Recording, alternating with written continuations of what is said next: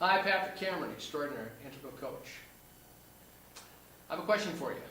Are you a liar? No. Did I get your attention? Well, no one likes to be called a liar. But when it comes to success, there's a huge, big, grand lie. Maybe one of the biggest lies that we tell ourselves proclaims a statement of fact, an unchangeable fact for many of us. Well, the big lie is the one we tell ourselves when we tell ourselves, I can't.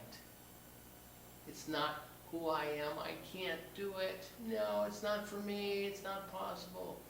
The amount of times I've seen this played out, maybe not expressed directly, but played out, expressed or affirmed, is just way too many to track. I mean, it stops us before we start. We make the challenge so big, we mentally beat ourselves before we even begin, and it offers nothing, and it takes us absolutely nowhere.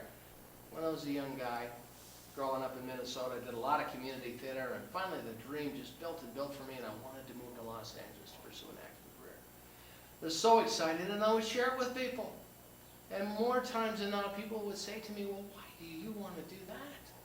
Why do you want to go out there? Because it's just going to break your heart. Now, what they were really saying, as I look back, maybe I didn't perceive it at the time, but what they were really saying is, I would never do that. It would be too painful. It will break my heart. So in this situation, the message is you can't, which is another lie, but it takes another person. So you can't is a first cousin who I can. But the can'ts get together.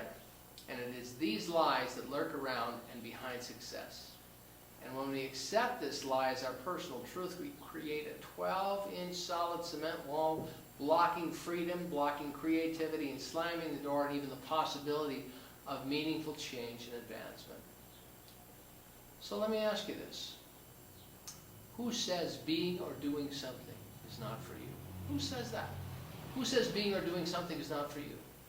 As I mentioned, sometimes it's others projecting their own self-doubt and fear of failure on you. But for the most part, you and I do. Your self-evaluation, and this is all too common, the self-evaluation, I can't because it's not me or it's not who I am, is a lie.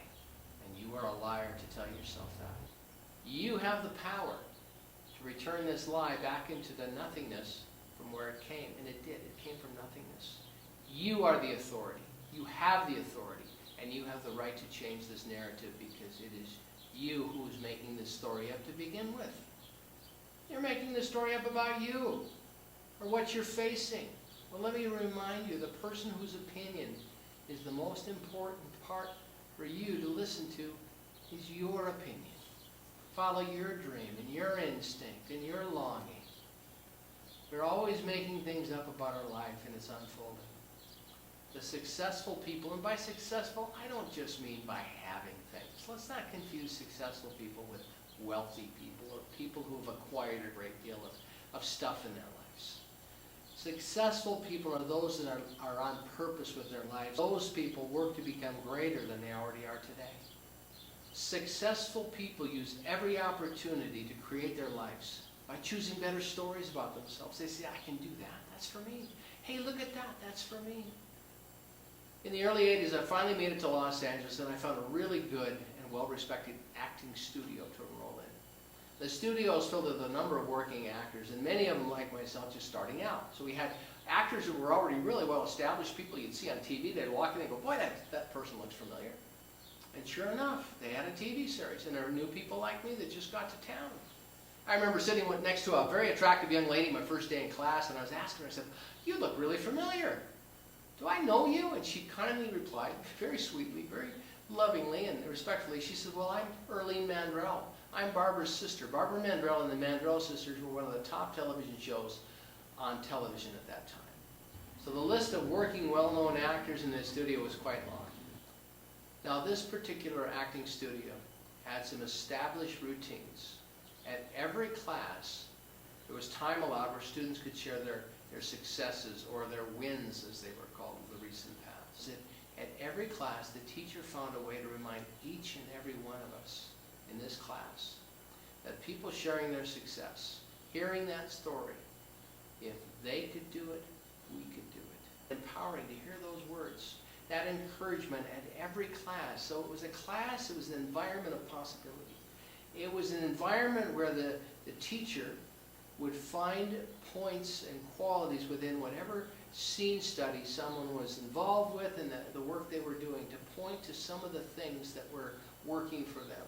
Another tool that we used when encouraged to employ was to act as if. Those actors to act as if. Remember as children you would dress up as a cowboy or bride or, you get something, you get a scarf or a rope or something.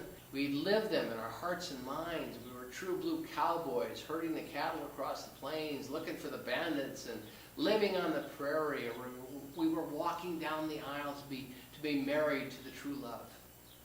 But in those things, we had no doubt. In the fullness of our play, we acted as if. So that capacity that we tapped into in our childhood still lives in us.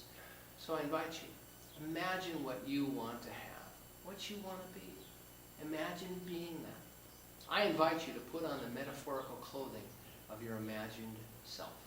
Just like actors who play different characters and roles. Or like your childhood role playing, act as if will take you a lot further and more productively and creatively than I can't. Where do you go with I can't? Nowhere. I can. The great actor Leonard Nimoy, you remember Leonard played Dr. Spock, the TV series Star Trek. And he said that he changed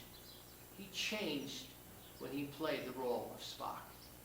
He described his personal shift into a more logical, rational person as he played Dr. Spock. You remember Dr. Spock?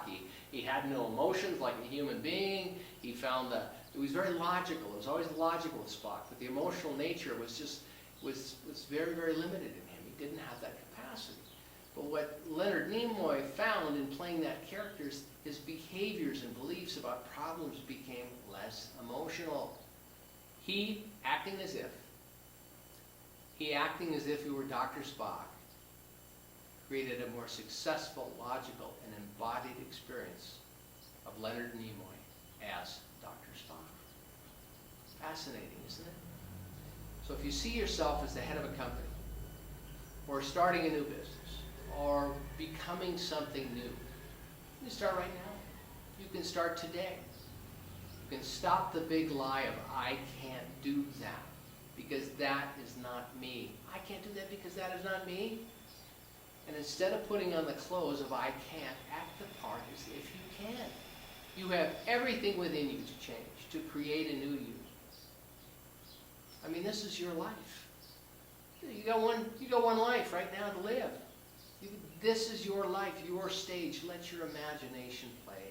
Let that kid that put on the act as if cowboy or the prairie girl walking down the aisle to their beloved, whatever it may be, let that kid come out within you and play. Feel and see yourself playing it out. Act for the world to witness. Act as if and see what doors open within you and in front of you.